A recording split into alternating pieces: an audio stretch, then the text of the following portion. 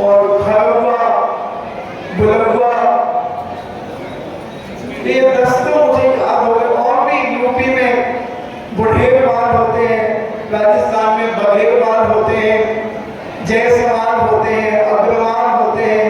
तो ये जैनों की 84 जातियां हैं और ये बहुत जैन भगवान को सब मानने वाले होते हैं, देव शास्त्रों पर आस्था रखते हैं। तो ये सब जैन हैं। उन्होंने कहा नहीं महाराज जी और भी जैन हैं। हमने कहां से टपक के आ गए? बोले भदैया जैनी होते हैं, भदैया, जो केवल भादवा के महीने में ही धर्म करते हैं। भादवा में ही साधु संतों के पास जाते हैं, मंदिर जाते हैं, पूजन करते हैं, स्वाध्याय करते हैं, जाप करते हैं। ये भदैया होते हैं, केवल 1 महीने ही वो धर्म करते हैं और 11 महीने तेरे नौ नकली में ऐसे लगे रहते हैं कि उन्हें कोई मतलब नहीं रहता धर्म से। महाराज आए तो जाए तो रुके तो कोई मतलब नहीं उन्हें। आचर्या हो रही है कि नहीं हो रही है कुछ भी नहीं, वो तो अपने काम में रहते हैं। अच्छा तो ये भदैया हो गए। फिर बोले लड़ैया होते हैं, लड़ैया जैनी। मैंने ये क्या होते हैं? तो उन्हें जो कभी आपसी में झगड़ा झगड़ा हो जाता है, गाली गलौज हो जाती है, तो उनके घर के बुजुर्ग कहते पापी कहीं का, बेशरम, तूने लड़ाई करी, गाली गलौज बकी, अपने मुंह को गंदा किया, उनके मन को दुखी किया, जा भगवान के पास क्षमा मांग करके आ, भगवान के दर्शन करके आ, एक माला फेर करके आना। तो वो लड़ैया यानी लड़ाई करके झगड़ा करके तो मंदिर आता है वो लड़ैया। भदैया तो एक दसैया, दसैया जैनी। मैंने कहा दसैया क्या होता है? तो बोले ये जिस दिन से दशनाक्षर पर्व लोग स्वीकार करते हैं वो 10 दिन आता है। उत्तम क्षमा से लेकर के उत्तम ब्रह्मचर्य आता है और उसके बाद फिर अपने घर चला जाता है। 365 दिन में 10 दिन धर्म करके चला जाता है। 355 दिन तक कहाँ रहता है कुछ पता नहीं होता। क्या खाता है, क्या पीता है, क्या पहनता है, क्या बोलता है, क्या सोचता है, कुछ पता नहीं रहता 10 दिन के लिए। तो ये दसैया जैनी होते हैं। कितने प्रकार के बता दिए हमने? एक भदैया, एक लड़ैया और एक दसैया, और एक होता है सदैया।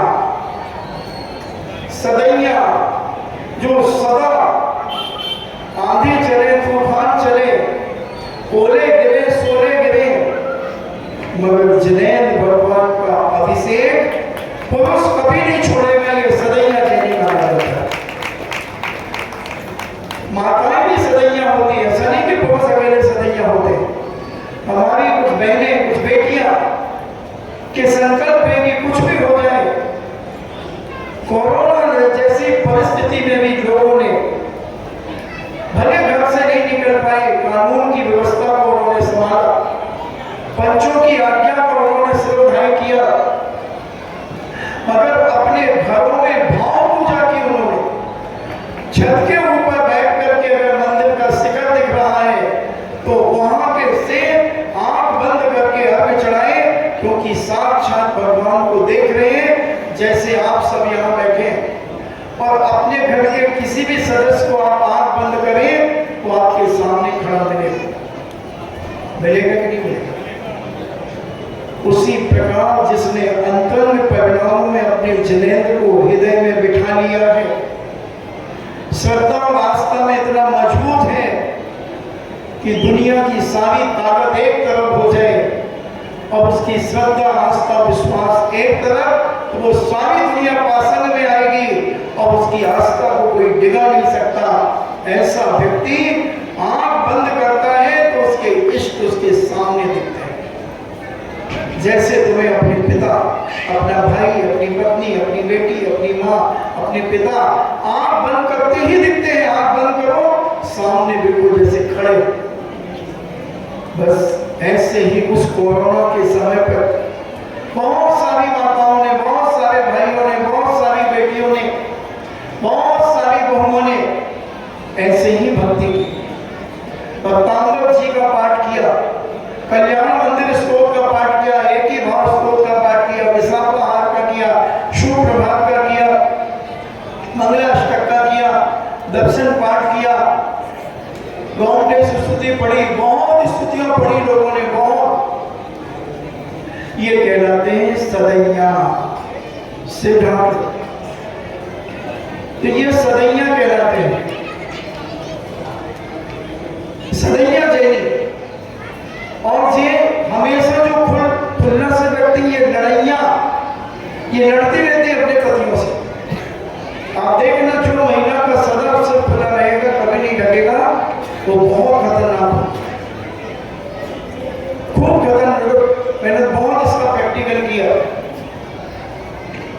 क्योंकि वो सिर्फ खुला तो जवान खुली, और डब्ल्यू गैप हुआ। बेचारा ऐसी महिलाओं के पति बहुत सीधे होते हैं, तो सुनते रहते बोले कौन इसके मुंह लगे, इसका तो काम ही है तो कड़वा नीम का काला है, अब नीम का काला लेकर के आ ही गया हो तो अब तो पीना पड़ेगा, चाहे मुंह बना करके पियो और चाहे प्रसन्नता से पियो, ये तो पीना ही पड़ेगा। तो मुछंदर कहता कोई बात नहीं, इस कड़वे काले को भी पी जाऊंगा, सुबह अपने आप भर जाए। तो ये होता है, इसी का नाम तो क्षमा है, इसी का नाम तो क्षमा है। तो हमने तुम्हें कितने प्रकार के जैनी बताए, सदैया, भदैया, लड़ैया, दसैया, 4 प्रकार के जैनी हैं। अब ललितपुर में भी अभी मुझे भदैया और दसैया जैनी दिख रही है। अब वो कल और अच्छे से पता चलेगा कि सदैया कितने हैं, परसों और अच्छे से 13 तारीख तक तो अभी कुछ पता नहीं चल पाएगा सत्य, फिर 14 से पता चलेगा ओरिजिनल जैन, जिसे गर्व है कि हमारे नगर में चातुर्मास हो रहा है और साधु के मुख से एक शब्द निकले और हमारे कान उन्हें ग्रहण न कर पाए, तो इससे बड़ा दुर्भाग्य और कोई नहीं होगा। सब काम छोड़ करके वो साधु की वाणी सुनने के लिए दौड़ता। हमने राजस्थान के कई नगरों में देखा, आदमी जो दुकान 8 बजे 8:30 बजे बंद करता था रात्रि में, वो 7 बजे बंद करके और घर से मुंह हाथ धोकर और प्रवचन में आ जाता। एक किन्नर आता था, डेली प्रवचन सुनना था, एक किन्नर किशनगढ़ का। वो पहले डरता था, बिल्कुल पीछे बैठता था। जब वहां से बिहार हो गया तो वो फिर आया, बोले महाराज जी छामी। हमने कहा आपको किसने बताया कि छामी की जाती है? बोले 6 महीने तक डेली प्रवचन सुने महाराज जी हमने आपके, और नमोकार मंत्र सीख गया, नमोकार मंत्र सीख गया। 5 माला नमोकार मंत्र की रोज फेरता है, और 10 लाक्षण में 8-10 साल तक तो उसने 10-10 उपवास किए। अब शायद बीमार आदि हो गया और मिथ्या छोड़ दिया, देव सास गुरु के ऊपर अकाम श्रद्धान, जहां जाता था लोगों की दुकानों में घुस जाता था और कहता था ये क्या पूछ रहे हो, जिनेंद्र भगवान के कुल में जन्म लेकर इनको पूछ रहे, हटाओ। उठा के ले आता था झोला में भर के उनकी दुकान से, और किडनैप से लड़ने की किस्मत हमें ठिकाने लगा दे 2 मिनट में, 4 तालियां बजाए तो बस। और उसने बहुत सारे लोगों को सुधारा, बहुत सारे। तो जिसकी अंतरात्मा में धर्म प्रकट हो जाता है, जिसके अंदर भले वो ठीक है माली जाति का था, मगर उसकी आस्था विश्वास बहुत तगड़ा था। गौशाला थी, वो नाचने गाने का काम नहीं करते। उसने मुख्यमंत्री से एप्लीकेशन दी थी कि हम ये गंदे काम नहीं करेंगे। उस समय शायद भैरव सिंह शेखावत थे, तो उन्होंने अकाउंट एरिया में जमीन दे दी थी उसे। उसने वो जमीन बेच कर, क्योंकि वहाँ मार्बल की फैक्ट्रियां हो गई थी, खूब पैसा मिला, उसने गौशाला खोल ली। और गौशाला में गायों को पालता है और उनका दूध बेचता है, वो ठाठ से रहता है। उसके घर में 3 फोटो मिलेंगे, 4, एक आचार्य विद्यासागर की और हम तीनों की, जो पहले हम लोग 3 थे, और इसके अलावा कुछ नहीं मिलेगा, कोई का फोटो नहीं मिलेगा। इसे कहो सदैया जैनी। तुम्हारे घर में किस किस की मिल जाएगी? अगरबत्ती लगा दोगे उनको, दीपक लगा दोगे उनको, मिलेगी मिलेगी। अरे मिलेगी, ऐसे हाथ लगाने से कुछ नहीं होता है। 2, 4, 10, 50 घरों में नहीं मिलेगी, 100 घर में नहीं मिलेगी, 500 घर में नहीं मिलेगी, बाकी कैलेंडर मिल जाएगा।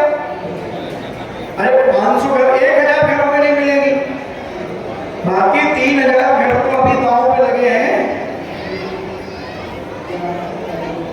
तो ये आस्था और श्रद्धा जब हमारी मजबूत हो जाती है तो हम अच्छे लोगों में गिने जाते हैं, सम्यक दृष्टि माने जाते हैं। व्यवहार से उन्हें सम्यक दृष्टि कहा जाता है।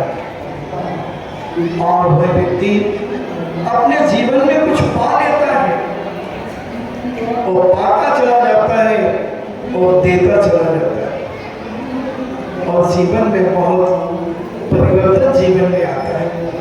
आपने अभी 10 लक्षण बनाए, आज क्या क्षमावाणी मनाते हैं? कल मनाओगे? कब मनाते क्षमावाणी? आज ही नहीं मनाते यहाँ पे कभी भी, तो ये तो आज ही क्षमावाणी है, मगर है तो आज। पूर्णिमा को मनाते हैं ना, अब ललितपुर में जो चल जाए तो ऐसे मनाते, बहुत जगह क्षमावाणी कार्ड डाले जाते हैं, बहुत सुंदर सुंदर कार्ड आते हैं।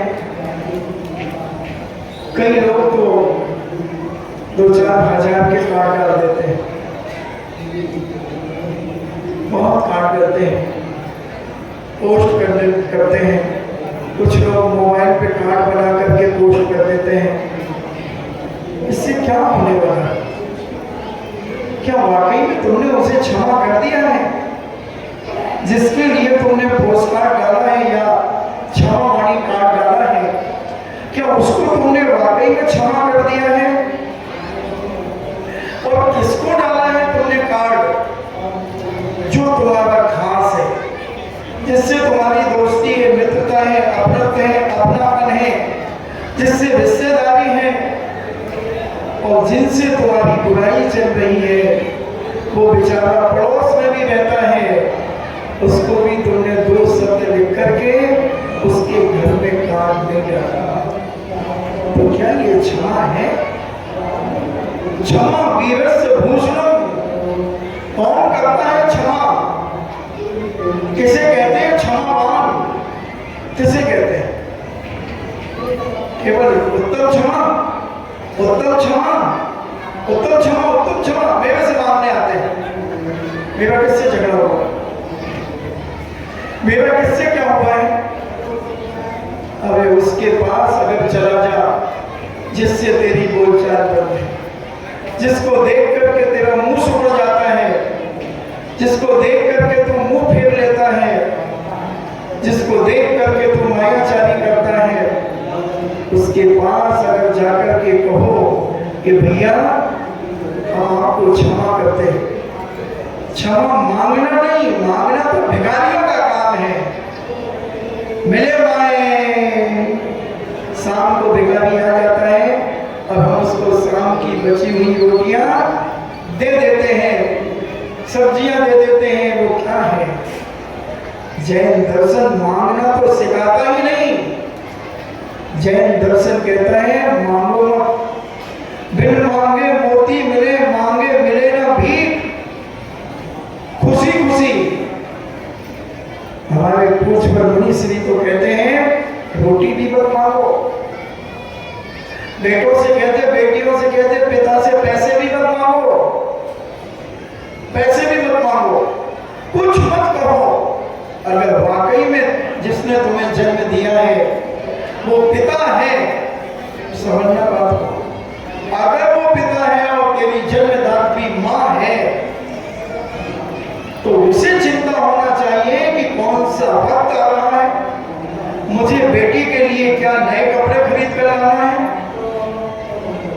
बेटी के लिए क्या खरीद के लाना है, बेटी को क्या देना है, क्योंकि बेटी 4 लोगों के बीच में बैठेगी, उसकी मुट्ठी में भी कुछ होना चाहिए।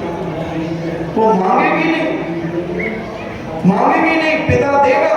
अगर पिता है तो पिता अपने कर्तव्य को निभा रहा है तो, और अगर पिता अपने कर्तव्य से विहीन है तो उसे पता ही नहीं है कि क्या आ रहा, क्या चाहिए बेटी को, क्या चाहिए बेटों को, किस प्रकार की आवश्यकता है बेटे बेटियों को, परिवार को। अगर वो ये चिंता नहीं करता है तो उसे पिता होने का अधिकार ही नहीं है। उसकी जिम्मेदारी जब उसे पता नहीं तो उसे पुरुष होने का ही अधिकार नहीं है। वो तो भावुकता में पानी ग्रहण कर लिया, भावुकता में बच्चों को जन्म दे दिया, और बच्चों की परवरिश करने में अगर वो आनाकानी करता है, उनकी उपेक्षा करता है, उनकी आवश्यकताओं को पूर्ण नहीं करता है, तो उसे पिता होने का अधिकार नहीं। जब पिता बन गए हो तो बच्चा भी इतना समझदार होगा कि वो अपने पिता की हैसियत को ही देख करके सब काम करेगा, अनाप शनाप खर्च करेगा ही। और हमने देखा कई बच्चे इतनी समझदार होते हैं कि उनसे जब बात करो तो लगता है कि ये बच्चा आगे जाकर के बहुत बुद्धिशाली और कोई अच्छी पोस्ट पर पहुंचेगा। उसके विचारों को जब हम सुनते हैं, उसके अंदर इतनी करुणा और दया होती है। वो कहता है कि नहीं, मुझे आवश्यकता नहीं है। मैंने पूछा, 10th क्लास का एक बच्चा था, मैंने उससे पूछा, बेटे फोन नहीं है तुम्हारे पास? बोले महाराज जी क्या से पढ़ते? मैंने कहा कौन सी क्लास पढ़ते हो? बोले 10th पढ़ता हूँ महाराज जी, साइंस का स्टूडेंट हूँ, साइंस लूंगा। तो मैंने कहा आपको फोन की जरूरत नहीं पड़ती है? बोले महाराज जी हमको जरूरत क्यों पड़ेगी, 10वीं क्लास पढ़ते हैं हम तो। हमने कहा आप तो 7वीं 8वीं क्लास के बच्चे फोन लेते हैं। बोले महाराज जी को लापरवाही, उसके विचार सुना, वो लापरवाही है महाराज, को अपना जीवन बर्बाद कर देंगे, वो अपने पिता का पैसा खराब कर रहे हैं। कोई जरूरत नहीं है महाराज जी, मैं भी बहुत अच्छे स्कूल में पढ़ता हूँ। कोई स्कूल का नाम बनाया उसने, बोले मुझे कोई आवश्यकता नहीं किसी प्रकार की, और मेरे नंबर 90 से नीचे तो कभी आज तक आए नहीं। 4th क्लास से मुझे याद है, बोले 90 से नीचे कभी आए नहीं। मैंने क्या बात करते हैं? मैंने कहा ट्यूशन? बोले ट्यूशन नहीं पढ़ा। मैंने कहा क्यों नहीं पढ़ते? बोले महाराज जी ये भी कोई पूछने की बात है, क्यों नहीं पढ़ते? बोले 6 तक तो मेरी माँ मुझे पढ़ाती थी, 6 तक मेरी माँ ने मुझे 1.5 घंटे 2 घंटे प्रतिदिन पढ़ाती थी। 7th से मैंने कहा माँ आपके पास बहुत काम रहता है, प्लीज अब आप मुझे मत पढ़ाया करो, मैं सेल्फ डिपेंड बनूंगा और मैं खुद पढ़ूंगा। माँ को निश्चिंत कर दिया उस बेटे ने, इतना निश्चिंत कर दिया अपनी माँ को। माँ ने कहा देख बेटा मैं पढ़ाऊंगी तो थोड़ा 1 घंटे पढ़ाऊंगी। तो माँ क्यों चिंता करते हो? मैंने तरीका सीखा है माँ पढ़ने का। जब मैं यहाँ घर से जाऊंगा उसके पहले जो भी टीचर मुझे आज पढ़ाएगा वो मैं सारा पढ़ के जाऊंगा। केमिस्ट्री भी पढ़ूंगा, फिजिक्स भी पढ़ूंगा, साइंस भी पढ़ूंगा, मैथमेटिक्स भी पढ़ूंगा, सब विषय पढ़ूंगा मैं आधा घंटे पढ़ के जाऊंगा। और फिर जब हमारी टीचर हमारी मैम जब हमें पढ़ाएंगी, हम कंसंट्रेशन के साथ उसे पढ़ेंगे और फिर घर आकर के हम उसका रिवीजन करेंगे। हम पढ़ेंगे, फिर आधा घंटा देंगे शाम को, और फिर उसके बाद सुबह जल्दी उठकर जो हमें पढ़ाया जाएगा दूसरे दिन का हम फिर उसे पढ़ेंगे। अब बोलो माँ मुझे ना आपकी आवश्यकता है और ना मुझे ट्यूशन की आवश्यकता है, अब मैं सेल्फ हूँ, बस आप आशीर्वाद रखिए। और अपने माँ के पैर छूकर के मस्तक पर लगा दिए। वो लड़का आज 11th में आ गया और उसने कहा कि महाराज मैंने एक भी ट्यूशन नहीं दी, एक भी कोचिंग नहीं की, और मेरी क्लास के बच्चे कोचिंग लेते हैं, सब कुछ करते हैं और मुझसे गालियां बकते हैं, मारपीट करते हैं, एक दूसरे को गालियां देकर के उपेक्षित करते हैं, अपमानित करते हैं और एक एक दो दो महीने एक दूसरे से बोलते नहीं, इतनी कसाई और क्रोध करते हैं। देख ले, अगर दूसरा बच्चे को देख ले तो गालियां होता है, ये आ गया। तो बोले महाराज ट्यूशन में ये क्या सीखते हैं? ट्यूशन में जाकर के ये अपमान करना सीखते हैं, एक दूसरे का, एक दूसरे को जलील करना सीखते हैं, एक दूसरे को नीचा दिखाना सीखते हैं। मैं तो कम से कम अपने घर में आनंद से तो रहता हूँ, अपनी माँ की इज्जत करता हूँ, अपने पिता की इज्जत करता हूँ, अपने भाई बहनों की कदर करता हूँ। सब कुछ मुझे इतना अच्छा लगता है। जब मैं पढ़ने बैठता हूँ, अब सब भाई बहन अपना अपना अलग अलग पढ़ने बैठ जाते हैं, कोई किसी को डिस्टर्ब नहीं करता। छोटा भाई वो मुझसे पूछता है, भैया मैं आपके पास कुछ पूछने आ जाऊँ? तो मैं अपनी किताब को बंद कर देता हूँ, एक पेंसिल डाल करके नहीं करता, पेन डाल करके नहीं करता, मैं कार्ड रखा है, उस कार्ड को छोटा सा मैं उसको रख देता हूँ। मैंने उससे पूछा कि पेंसिल क्यों नहीं रखते बेटा, पेन क्यों नहीं रखते? बोले महाराज जी, अगर किताब में हम पेन और पेंसिल रखेंगे तो हमारी कॉपी या किताब ऊपर उठेगी और जो उसकी पेन है जिससे किताब पंच हुई है वो धीरे धीरे ढीली होने लगेगी। अब उसके ऊपर अगर हमने किताब और रख दी तो वो उसमें पेपर में किताब के कागज में लाइन पड़ जाएगी, गड्ढा पड़ जाएगा, पेन की मोटाई का गड्ढा पड़ जाएगा। मैंने कहा तुमने कहाँ पढ़ा तुमने ये? बोले हम एक बार आपके दर्शन करने आए थे तो आप बहुत सारे बच्चों के बीच में बैठे थे और आप बच्चों को बता रहे थे, तो मैंने उसी दिन से ये संकल्प कर लिया था कि मैं अपनी किताब और कॉपी में कभी पेन पेंसिल नहीं रखूंगा, क्योंकि उससे किताब खराब होती है, पन्ने फट सकते, कमजोर होते जाएंगे, पन्ने छेद हो जाएंगे और पन्नों में फट जाएंगे। उसका आदर्श मुझे बहुत अच्छा लगा। मैंने कहा तुम भाई बहन कभी लड़ाई नहीं करते हो? बोले महाराज जी हमारा छोटा वाला वो थोड़ा सा बहुत शैतान है, वो कभी कभी मेरा पेन उठा लेता है, कभी मेरी बुक उठा लेता है, तो उसके लिए मैं ऊपर से गुस्सा करता हूँ, मैं उसे बहुत प्यार करता हूँ महाराज जी। अगर उसको आँख दिखा देता हूँ तो भैया आप मुझसे नाराज हो गए, आप मुझसे गुस्सा हो गए भैया, लो सॉरी, अब मैं अभी आपकी किताब कभी नहीं छूऊंगा, और 2 घंटे बाद फिर छूटेंगे। मगर बोले उसे मालूम है कि मैंने गलती की है। अगर इंसान को अपनी गलती मालूम चल जाए कि मैंने गलती की, आपने अगर किसी कारण से क्रोध कर लिया, आपके घर का कुछ वातावरण ऐसा बन गया कि आपको थोड़ा सा जोर से बोलने पड़ा, थोड़ा और जोर से बोलना पड़ा, मगर वो क्रोध कब तक लेकर के चलोगे आप? कितनी देर उस क्रोध को आप अपने साथ रखोगे? कितनी देर रखना है बोलो? एक काम करो, क्रोध को इतनी देर रखा करो अपने पास जितनी देर 100 ग्राम के बर्फ का गोला जब तक घुल ना जाए, जब तक तुम अपने क्रोध को अपने पास रखा। 100 ग्राम बर्फ का एक टुकड़ा कितनी देर में घुल जाएगा? 15-20 मिनट, आधा घंटा, ज्यादा से ज्यादा।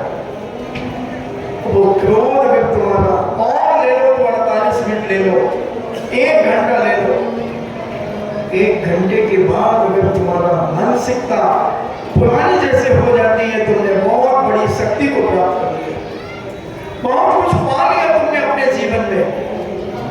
क्योंकि क्रोध करने से आदमी का बुढ़ापा ज्यादा जल्दी झलकता है। मेडिकल साइंस ने यह सिद्ध किया है कि जो व्यक्ति क्रोध करता है उसकी 72 मांसपेशियां चेहरे की खिंचती है।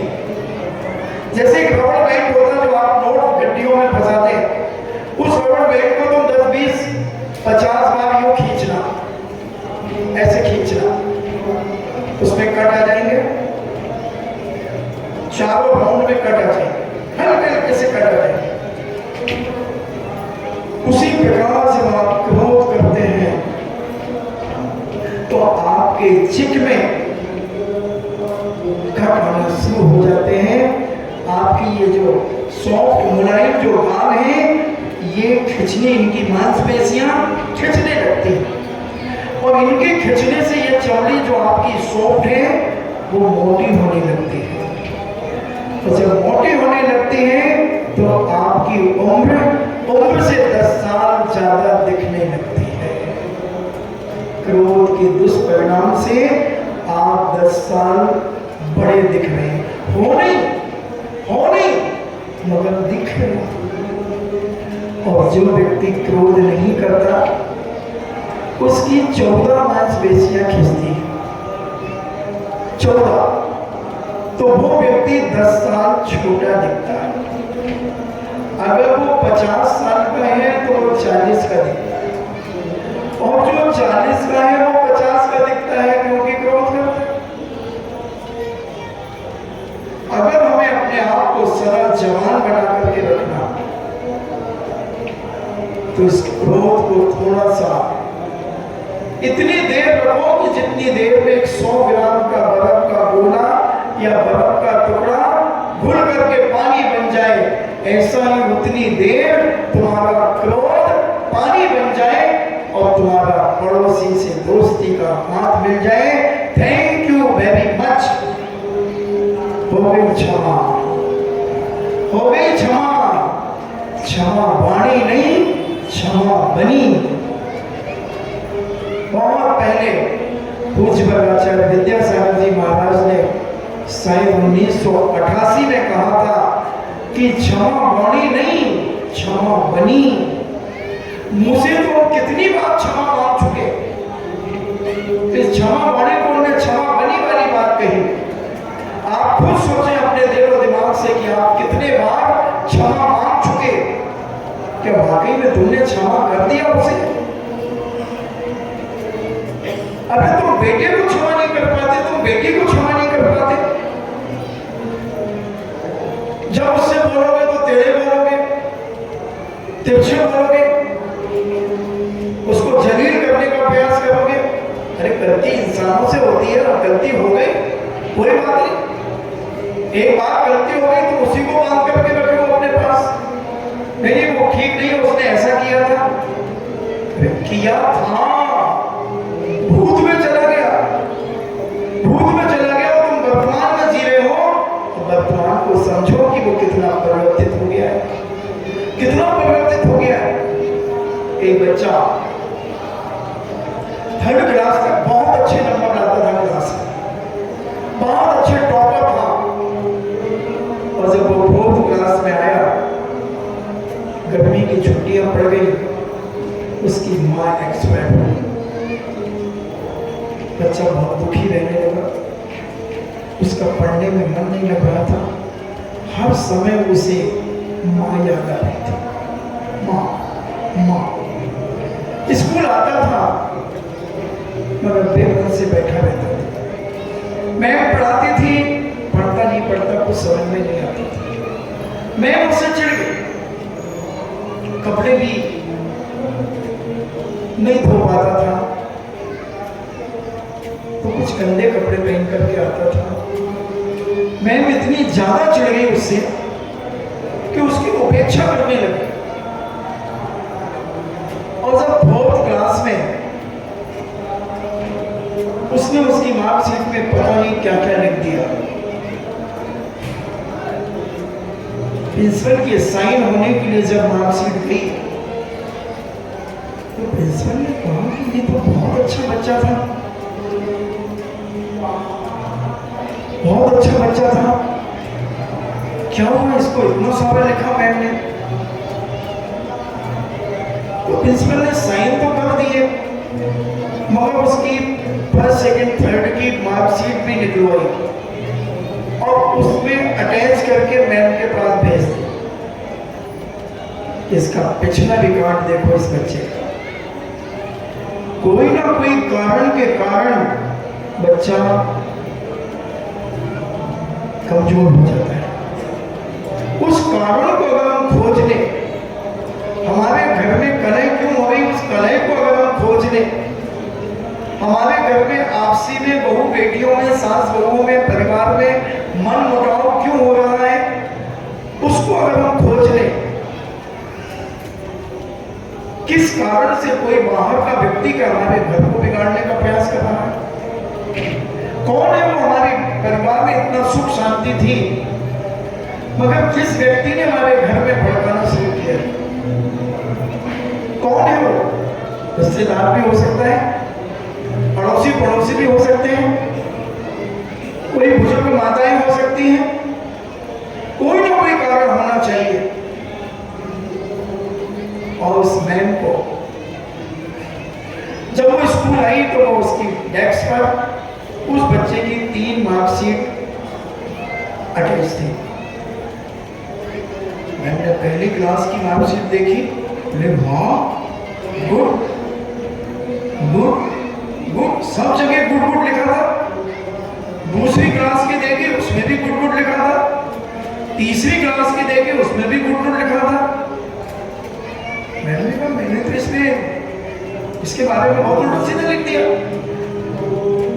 उसको बुलाया, बोले बेटे तुम पढ़ने में पहले इतने होशियार थे, सब कुछ था, मगर अब ऐसा क्या हो गया?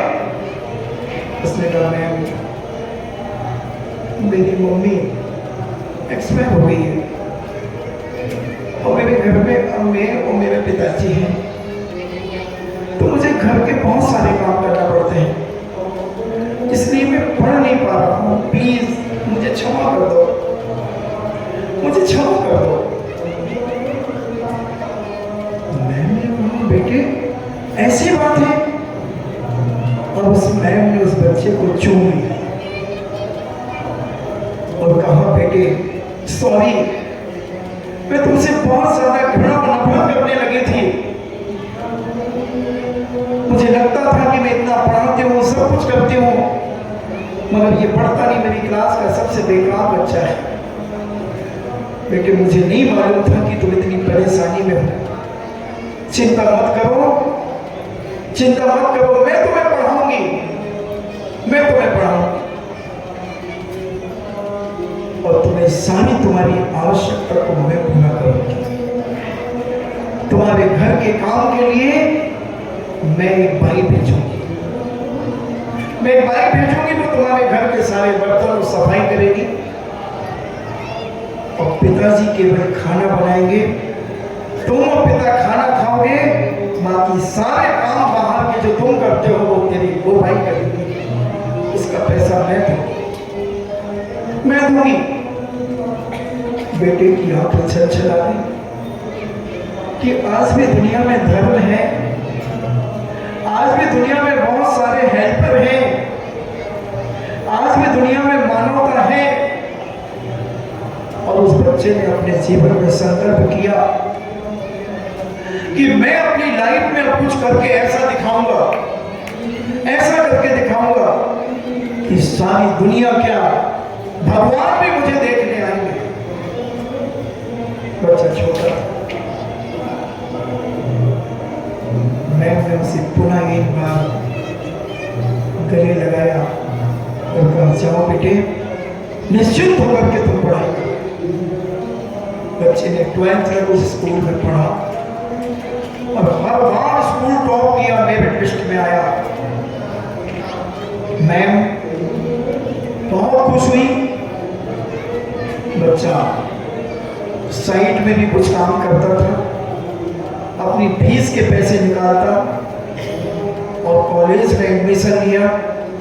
कॉलेज टॉप की स्कॉलर प्राप्त की कॉलेज से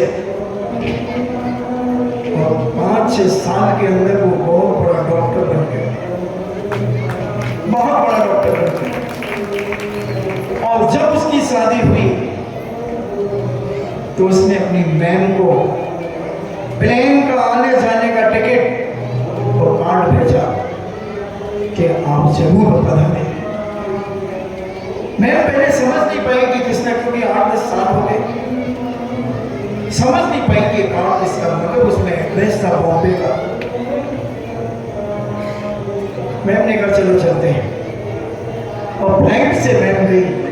वहां इंतजार हुआ तो फ्लाइट लेट हो गई, मौसम खराबी के कारण 5-7 घंटे लेट हो गई। वरमाला का सारा कार्यक्रम बाकी है। उसने कहा कि नहीं, जब तक मेरी मां नहीं आ जाएगी, जब तक ये वरमाला नहीं होगी। ये शादी भले कैंसिल चाहे तो वो कर दे, मैं सॉरी प्लीज कर दूंगा, उनसे क्षमा मांगूंगा, मगर मेरी मां की सगी आंखों के सामने मेरी शादी होगी। फ्लाइट लेट थी, फ्लाइट से पहुंचे शांति कुंज हवाई अड्डे पर बॉम्बे। वहां से वो गई कार लेकर के और उस स्थान पर पहुंची। बच्चे ने जैसे ही वो कार से उतर करके उस पंडाल में उसने पैर रखा और बच्चा दौड़ा, एक सारा बच्चा क्या वो युवा दौड़ा, हाय मां। सारे लोग देख करके कहते पागल तो नहीं है ये, कोट सूट सब पहना हुआ है, टाई लगी हुई है, कलगी लगी हुई है, सब कुछ लगा है, और मां, और जाकर के चरणों में गिर गया। मां ने उसे गले लगा लिया। तो कहा बेटा, तुम्हें आज भी मैं याद हूं? बोले दुनिया की सबसे प्यारी मां तुम हो मेरी। काश अगर तुम मुझे प्यार नहीं करती, मेरे अंदर की वेदना को तुम नहीं समझती, तो आज पता नहीं मैं क्या होता। क्योंकि आप तुमने जो मुझे क्षमा किया, जो आज तुमने मुझे प्यार दिया, आत्मी भावता से जो मुझे भरा, तुमने जो मेरी इतनी हेल्प की मां, काश में घर के काम करने में उलझ जाता तो मैं कहां पढ़ पाता। और उसने सारे डॉक्टर्सों को, बड़े बड़े प्रोफेसरों को, सारे लोगों को कहा कि ये है मेरी मां। किसी ने कहा कि तुम्हारी मां तो एक्सपायर हो गई। हाँ, जन्म देने वाली मां एक्सपायर हो गई है भैया, मगर पालन करने वाली मां ये मेरी मां। कृष्ण भी कितने साल तक यशोदा के यहां पले? प्रद्युम्न कुमार कृष्ण जी के बेटे 16 साल तक दूसरे के यहां पले, उसे विद्याधर बन गए, अनेक विद्याओं को प्राप्त कर लिया, जन्मदात्री मां से बिछड़ गए। क्योंकि उस दुष्ट ने 7 दिन के बालक को उठाकर हरण कर लिया और एक शिला के नीचे दबा दिया, शिला के नीचे दबा दिया। मगर प्रद्युम्न कुमार तो तद्भव मोक्षगामी थे, जब वो सांस लेते थे तो शिला हिलती थी। सोचना कितना बलशाली 7 दिन का बालक होगा। अपन तो एक कंबल ओढ़ ले, अपन सांस ले तो कंबल ही ना हिले, कंबल रजाई ओढ़ ले तो फिर तो हिलने का सवाल ही नहीं। मगर इतना अतुल बल तो ऐसा हो जाता जब उसने कहा ये मेरी मां। सारे डॉक्टर्स, प्रोफेसर, लेक्चरर सारे के सारे उस मां को चरण छू दिए। मां कहती है कि आज अगर तुमने मुझे मां के दर्जे से पुकारा है तो मैं अपने जीवन में यह संकल्प करती हूं कि आज के बाद मैं बिना सोचे समझे कोई काम नहीं करूंगी। हर काम का आगा और पीछा सोचूंगी, कभी आप बबूला नहीं होगी, कभी किसी से घृणा और नफरत नहीं करूंगी। हर चीज को मैं पहले समझूंगी और मैं अपने जीवन के संकल्प को जीवन के अंत तक निर्वाह करूंगी।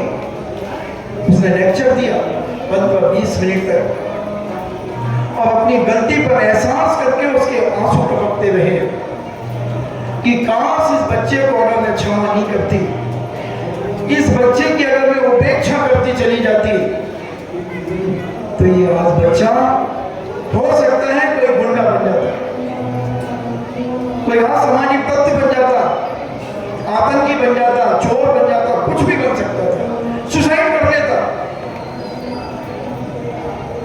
मगर मेरी बुद्धि काम कर गई।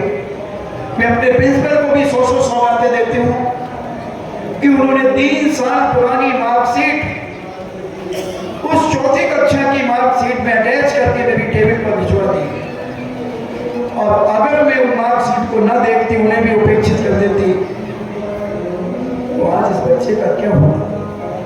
हो सकता है कहीं एल्युमिनियम का कटोरा लेकर के किसी मंदिर मस्जिद के गुरुद्वारा के बाहर बैठा होता और भीख मांगता होता।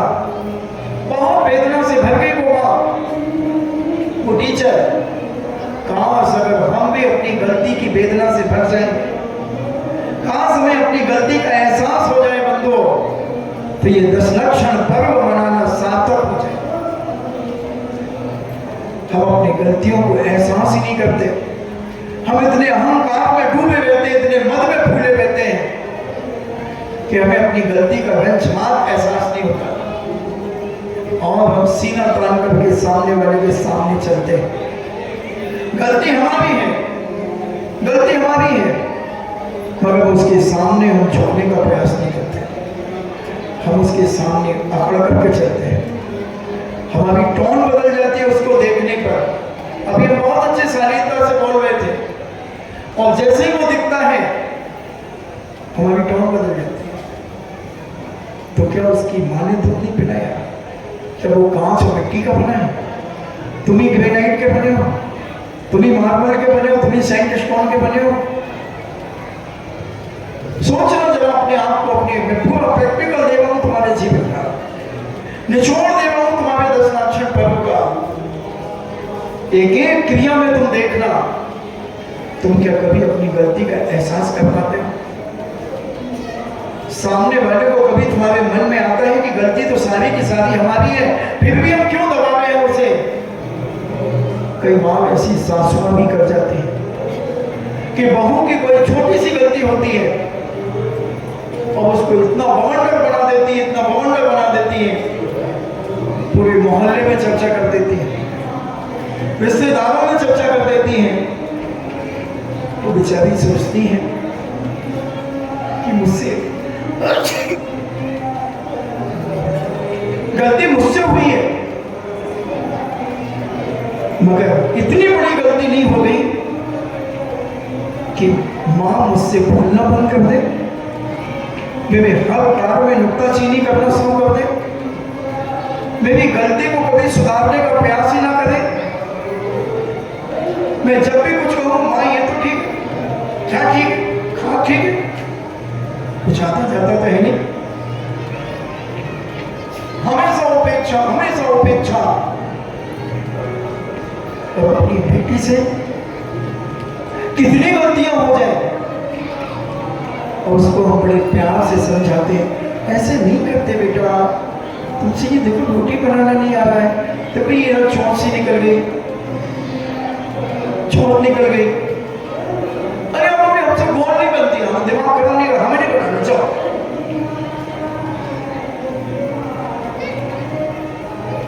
नहीं बेटा बनाओ, देखो दूसरे के घर जाओगी तो फिर वहां कैसे बनाओगी? अरे कोई जरूरी थोड़ी है, मजा हमेशा मिलता है। बेटा बनाओ बेटा, लो मैं वही बना देती,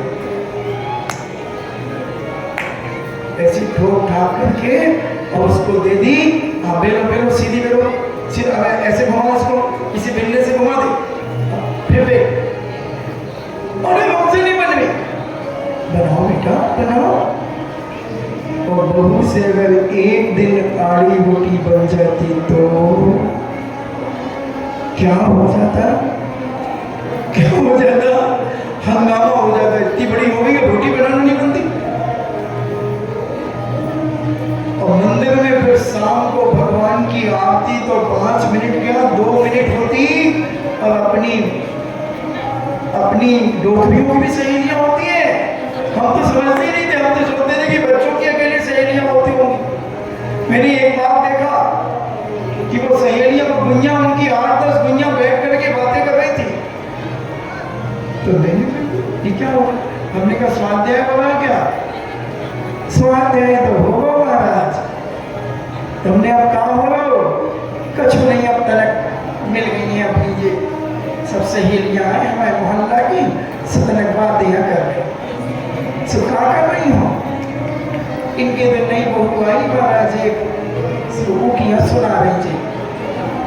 हमने कहा तुम सुन रही हो तो पाप लगे दुर्गति जे काय को सुन रही, तुम्हें क्या करने? चूल्हे में तो जानते हो कि बहू को तुम्हें क्या लेने देने, जा तो बताओ। नहीं अब हमारी बचपन की सहेली आए हमारे ये कई मोहल्ला में आते और ब्याह ये कई जगह होगा, क्या कर बताओ। सब हमारे मिल लिए, सब अपनी अपनी बातें कह लिए थे हमारे। सबने कहा तुमसे कहती हो ये अपनी बहू? हाँ तो उनकी भी तरह अंतर है, हमारी तो हम आप दिखा दे, बस सबकी हिम्मत नहीं है एक कदम आगे धर दे, वैसी थर करो पता। हमारी तो पायल की आवाजें सुन के समझ ले कि भाई आ गए। तो सांप कमरा मरवा 5 मिनट में सांप कर दे, इनकी तरह का भीख है, भीख सुनत नहीं है। उनकी मतारी की से है, उनकी मतारी की ऐसी से है वो कि हम क्या बताइए। हमने कही भाई जो मंदिर में जोई करने आती हो तुम, कहाँ जे हो तुम? कभी घर जे अरे हमने का घरे तो जे हो, जब जो शरीर छूटे तो तुम्हारी आत्मा कहाँ जे है, जाकर बता दे हमें। चूल्हे में जाए अब तो कम से कम मजा ले लो।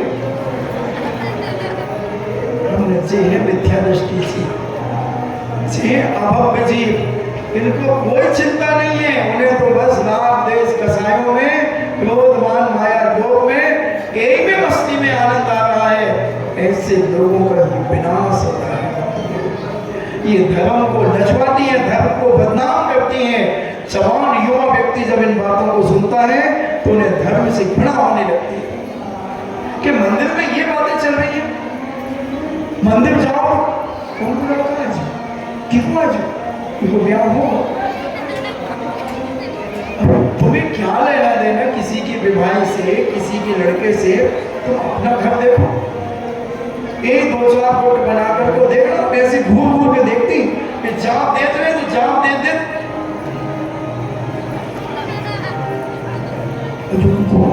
मर रहा तो जो लड़का को लड़ना है जो इतना हो ब्याह लाख है जो टुकड़ियां जी है सो करती। अब कहां से धर्म चले बताओ तो ये सब हमारे जीवन में विनाश के कारक है। समय आपका हो रहा है, हम समझें, क्षमा करें, भूलें, हम भूलने का प्रयास करें अपने जीवन में। उस मैम ने जो भूला और उस बच्चे को जो गले लगाया, उस भाई ने, उस मैडम ने, आज बच्चा कहां पहुंच गया। अगर हम ऐसे ही अपने घर के बच्चों को, हम अपनी बहुओं को, हम अपनी बेटियों को, अपने बेटों को, अपने नाती पोतों को, परिवार के व्यक्तियों को अगर हम थोड़ा सा माफ करना सीखना चालू कर दें, अपने जीवन में उन्हें क्षमा करना शुरू कर दें, तो बंधु हमारा घर ऐसा स्वर्ग बनेगा कि वो स्वर्ग जब मिलेगा ऐसा साक्षात तुम्हें एहसास होगा कि हम स्वर्ग में रह रहे हैं, स्वर्ग में रह रहे हैं। आज एक बिटिया आई, बोले महाराज जी, हमने कहा क्या? बोले महाराज जी कल रात तक तो मैं चश्मा लगा करके लिख रही थी तत्वांशों, अब जब मैंने सुबह लिखना शुरू किया तो ये चश्मा मुझे भारी लगने लगा,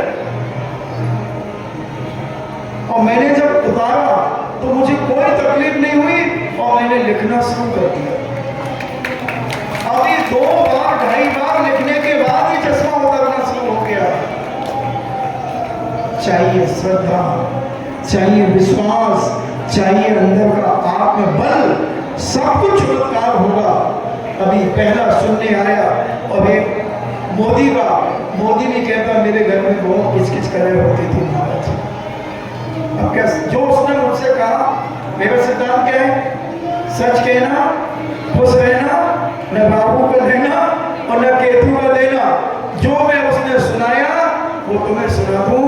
बोले महाराज जी 2 दिन से हमें भी अच्छा लग रहा है, शांति महसूस हो रही है, कोई कलह नहीं, कुछ नहीं, न बेटियां लड़ रही हैं, न कोई लड़ रहा है, बस आनंद शुरू हो गया। शुरू हो गया। तो हम अपने जीवन में कुछ ऐसा करें, कुछ समझने का प्रयास करें और अपने जीवन को पवित्र बनाएं। दादा, तुम लोग घर में क्या करते रहते हो? दुकानदारी तो हो गई खत्म, तो अब कम से कम जो मौका मिला है तुम्हें तत्काल सूत्र लिखने का, लिखो और कुछ पुण्य कमाओ अपने जीवन में। बहुत गई भाई, थोड़ी थोड़ी भी अब जाए। ये कोई जरूरी नहीं कि बूढ़े ही लिखें, जवान भी लिख सकता है, सब लिख सकते हैं। तुम्हें तो कोई टेंशन ही नहीं इनके लिए समस्या है। तुम तो टारगेट बनाओ कि एक दिन में 2 लिखना है, बस 2 लिख करके ही सोऊंगा, जब भी सोऊंगा 2 पूरे करूंगा। किशनगढ़ के अंदर बड़े बड़े सेठों के लड़कों ने जो फैक्ट्रियां जाते थे उन्होंने संकल्प किया और समय पर 50 बार लिख करके जमा कर दिया। तो ये उत्साह, जोश होना चाहिए अंदर कि हमने जिंदगी में जो कुछ किया कोई बात नहीं, जो हुआ सो हुआ, मत खोदो हुआ, लोग देंगे बस हुआ, इतने में बोला सुना और रजिस्टर लेकर के लिखो तो थोड़ा सूद फिर हुआ। लिखो बंधु, जीवन में एक हस्तलिख ग्रंथ। पहले के लोग ग्रंथ लिखवाते थे, जब विधानों के उद्यापन होते थे तो विधान लिखवाते थे, ग्रंथ लिखवाते थे और सारे मंदिरों में भिजवाते थे। वो हस्तलिखित ग्रंथ बहुत पुण्यशाली होते थे। आज वो सारी परंपरा खत्म हो गई, लिखने की परंपरा धीरे धीरे खत्म होती चली जा रही है। कंप्यूटर, लैपटॉप पर पढ़ाई शुरू हो गई, तो ये लिखने की परंपरा ना आज पोस्ट कार्ड कोई लिख रहा है, ना पत्र लिख रहा है, कुछ भी नहीं कर रहा है। परंतु ये सब खत्म हो जाएगा। तुम लिखना भूल जाओगे तो तुम क्या करोगे अपने जीवन में? मैंने यही एक दिन विचार किया, मैंने कहा ये लिखने की परंपरा कभी बंद ना हो जाए। तो मैं 25 साल से लगभग लेखन कार्य करता हूँ। कभी कुछ लिखवाता हूँ, कभी कुछ लिखवाता हूँ, कभी कुछ लिखवाता हूँ कि एक आदत तो बनी रहे तुम्हारी। और आदत अगर बिगड़ गई तो बंधु कई बार तुम परेशान हो जाओ। 80, 86 साल की माताओं ने तत्पाल सूत्र ग्रंथ लिख करके दिया पति पत्नियों ने। मास्टर से रिटायर्ड हो गए। हम चाहें तो सब कुछ कर सकते हैं, मगर हम अपने आप को ऐसा कायर और इतना छोटा समझते हैं। कैसे होगा, कैसे होगा, क्या होगा, कैसे? दुनिया में कोई चीज असंभव नहीं है। जैसे नेपोलियन की डायरी में कोई असंभव नाम का शब्द नहीं था, ऐसी मेरी डायरी में भी कोई असंभव नाम का शब्द नहीं है। और मैं चाहता हूं कि जो मेरे पास मेरी वाणी सुन ले, कमरे में आ जाए, उसके जीवन में भी, उसकी डिक्शनरी में भी कभी असंभव नाम का शब्द ना हो। जो वो करना चाहे वो अच्छा काम वो हो जाए। उत्साह चाहिए बंधु अपने अंदर, कुछ भावनाएं चाहिए अपने अंदर। और भावना भावनाशनी होती है, भावनाशनी होती है। इसलिए आपका समय प्रवचन का हो गया। और अपन समझें, अगर आपको चाहते हैं, दिन भर 13 डॉक्यूमेंट भी लगे हुए थे और जो नहीं लिख रहा है और उनके घर में अगर कोई लिख रहा है तो उन्हें कुछ सहयोग करें। छठा भाग मिलेगा तुम्हें। अगर तुम्हारी श्रीमती जी लिख रही है तो तुम आधे घर के काम तुम करोगे। छठा भाग मिलेगा। किशनगढ़ में बड़े बड़े लोगों ने रोटियां बनाई हैं। श्रीमती तत्पाल सूत्र लिख रही है, उन्होंने रोटियां बनाई है। बोले हम नहीं लिख सकते महाराज, मगर हम इसको सहयोग देंगे। बहुत बड़ा काम है बंधु, ये बहुत बड़ा काम। सूत्र है, सूत्र 357 सूत्र हैं 10 अध्याय।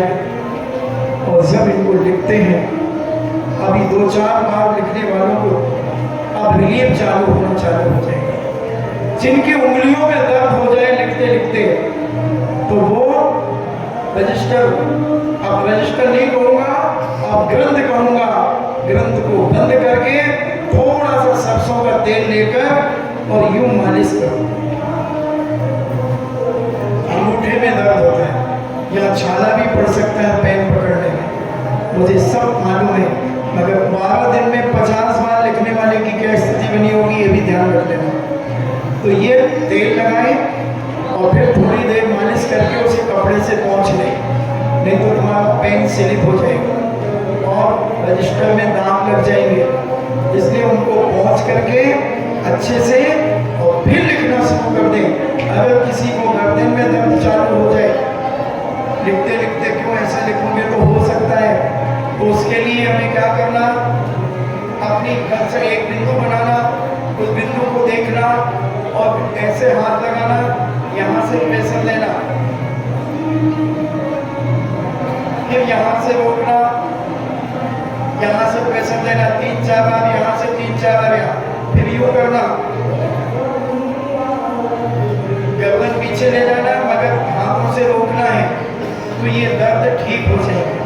कंधे पे दर्द होता है, यूं हाथ को हिलाना, यहाँ पे दर्द होता है, थोड़ा सा तेल लगा करके यूं एक्सरसाइज कर लेना आगे पीछे, क्योंकि हमें तो 25 साल से ये सब कुछ बताना पड़ता है। और लिखने वाले तो प्रवचन में आकर के भी लिखते हैं, प्रवचन जितना सुनते सुनते मगर वो लिखते हैं। बोले महाराज जी इधर भी संख्या बनी रहती है कि प्रवचन में बैठे हैं और आम के आम और गुठलियों के दाम, बहुत फायदे हैं। और घर से स्थान चेंज हो जाता है, यहाँ की बरगड़ाएं पवित्र हैं तो यहाँ और अच्छा हो जाता है। एक दो बिटियाँ आती हैं, आ जाती हैं तो जितनी देर रहती है उतनी देर वहीं लिखना चालू कर देती है। लिखो, थोड़ी सी हिम्मत बढ़ाओ, इन्हीं मंगल भावना के साथ जिनवाणी स्तुति। जिनवाणी के ज्ञान से, अभी तत्वासुद के ग्रंथ अभी मिल रहे हैं, यहीं पे मिल रहे हैं। जिनवाणी के ज्ञान से सुचयो कालो, सो वाणी मस्तक धरो सदा देत हूँ दो। ये जिनवाणी भारती तो जपो दिल में, जो तेरो शरणावे सो पावे सुचैन। देव बचो अरिहंत को गो सेवा निरंत, दया धर्म पालो सदा यही मोक्ष का पंथ। जो आज लेगा वो 30 तारीख को जमा कराएंगे उससे, और जिन्होंने 7, 8, 9 को ले लिया उनके तो 27 को जमा होना है उनकी, क्योंकि जो 4 दिन बाद ले रहे हैं तो उनको हम 3 दिन का समय एक्स्ट्रा देंगे। तो आज जो लेंगे वो 30 तारीख को जमा करेंगे, 30 सितंबर 2022, नहीं तो तुम 23 में ले आओ। तो 2022 में 30 सितंबर को आज उनके रजिस्टर में तारीख डाल दी जाएगी